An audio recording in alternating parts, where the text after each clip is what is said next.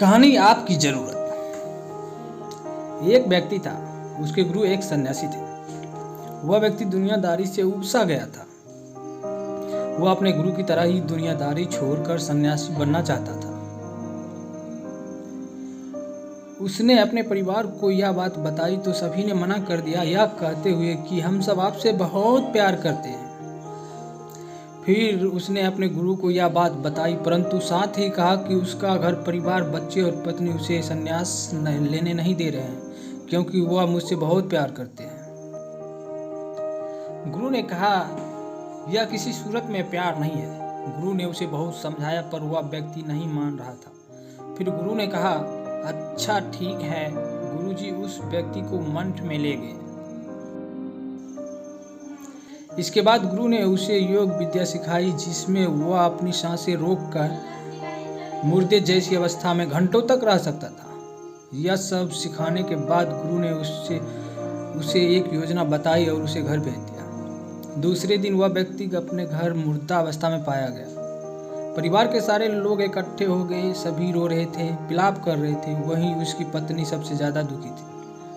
पूरे घर में कोहराम मच गया था। सभी की आंखें नम थी। वह व्यक्ति मुर्दा अवस्था में था, पर योग अभ्यास से आसपास के माहौल को महसूस कर सकता था और सुन सकता था। उससे बड़ा सुकून मिला कि उसका परिवार उसे कितना प्यार करते हैं। अंततः उसने संन्यास का इरादा त्यागने का फैसला कर लिया। कुछ ही देर बाद उस व्यक्ति के गुरु वहां पहुंचे। गुरु ने सभी को शांत किया और अपने शिष्य के परे सबको देखा। कुछ देर सबको देखने के बाद उसके परिवार वालों को कहा, इस सब में जान फूंका जा सकता है। इस व्यक्ति को मैं अपनी विद्या से जिंदा कर सकता हूँ। यह बात सुनकर घर के सभी लोग बहुत खुश हो गए। सभी को एक उम्मीद की किरण नजर आ रही थी। फिर सभी ने उस सन्यासी से कहा, तो आप यह काम जल्द से करिए। इस पर उस सन्यासी ने कहा, एक समस्या है। इस कार्य के लिए परिवार के किसी अन्य सदस्य को अपनी प्राण त्यागना होगा। यह सुनकर सभी लोग की सांसें रुकी की रुकी रह गई।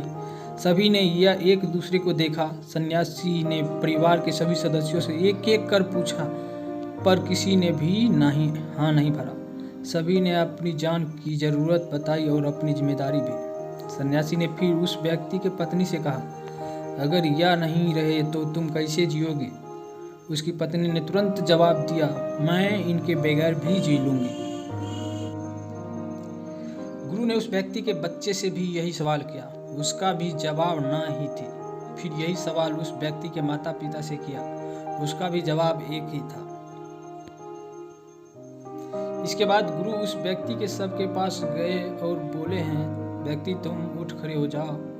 वह व्यक्ति उठकर बैठ गया। फिर उसके गुरु वहां से जाने लगे। उसने अपने गुरु को रोका और गुरु से कहा, मैं भी आपके साथ चलता हूँ।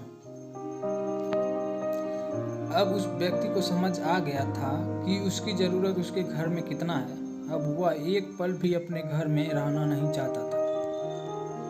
तो दोस्तों, इस कहानी से हमें यह सीख मिलता है कि आपके होने या ना होने से किसी पर ज़्यादा असर नहीं